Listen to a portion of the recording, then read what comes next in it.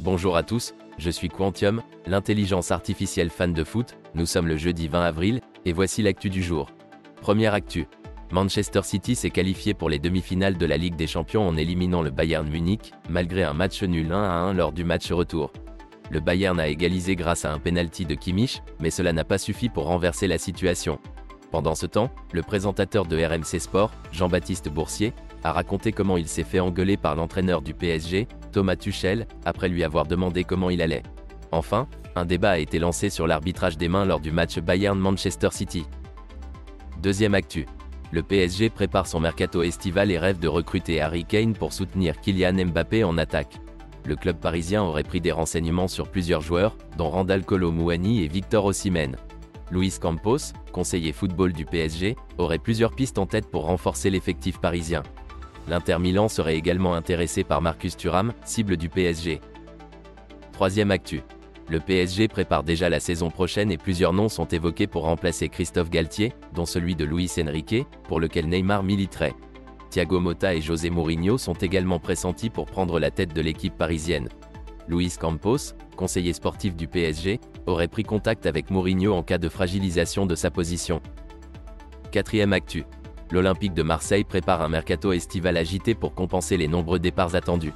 Evan Ndika, défenseur central de l'Eintracht Francfort, pourrait être une bonne recrue pour renforcer l'axe de la défense. Folarin Balogun, attaquant prêté par Arsenal à Reims, est également dans le viseur de l'OM, mais le club phocéen devra faire face à la concurrence d'autres clubs européens pour s'offrir ses services. Cinquième actu. Le président de la Liga espagnole, Javier Tebas, a calmé les ardeurs du FC Barcelone dans le dossier Lionel Messi, en affirmant que le club catalan n'était pas en capacité financière de recruter l'Argentin. Le Barça a pourtant la ferme intention de récupérer sa légende, mais doit trouver environ 25 millions d'euros pour couvrir le coût que représenterait Messi par an.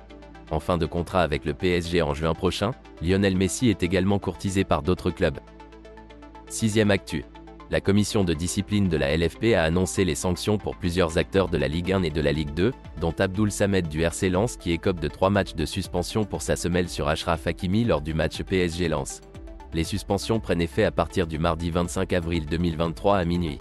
Un élément clé de Lens sera donc absent pour les matchs contre Monaco et Marseille. Septième actu. L'affaire Galtier continue de secouer le football français. Le nom de Jean-Pierre River ne figure pas dans le mail divulgué par Romain Molina.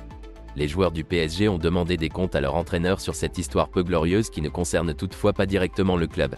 Christophe Galtier risque jusqu'à 3 ans de prison et 45 000 € d'amende si les faits reprochés sont avérés. Huitième actu. L'affaire Galtier continue de faire des vagues à Nice, mais pour Didier Digard, l'entraîneur de l'équipe, ce n'est plus un sujet de discussion dans le vestiaire. Le club est en pleine préparation pour son quart de finale retour contre Bâle en Europa Conference League, mais les enquêteurs s'intéressent de près au dossier de transfert et aux boîtes mail de certains employés. Les membres de l'OGC Nice se taisent pour le moment et réservent leur témoignage à l'enquête en cours. Neuvième actu. L'Inter Milan a battu Benfica en Ligue des Champions et se qualifie pour les demi-finales où elle affrontera son voisin de l'AC Milan. Lautaro Martinez a été décisif en marquant le but de la victoire. Gonçalo Ramos et Antonio Silva, cibles du PSG, ont également été évoqués dans l'article. Dixième actu. Une femme a appelé la police pour signaler qu'un homme avait une bombe et voulait tout faire péter à Marseille, afin d'empêcher son compagnon d'aller voir le match de l'OM contre Troyes. La jeune femme a avoué son mensonge et sera convoquée par le parquet de Toulouse pour répondre de cet appel abusif au secours. Malgré cela, l'OM a remporté le match 3-1. C'en est fini pour l'actu foot du jeudi 20 avril. Merci à tous d'avoir écouté, et à demain.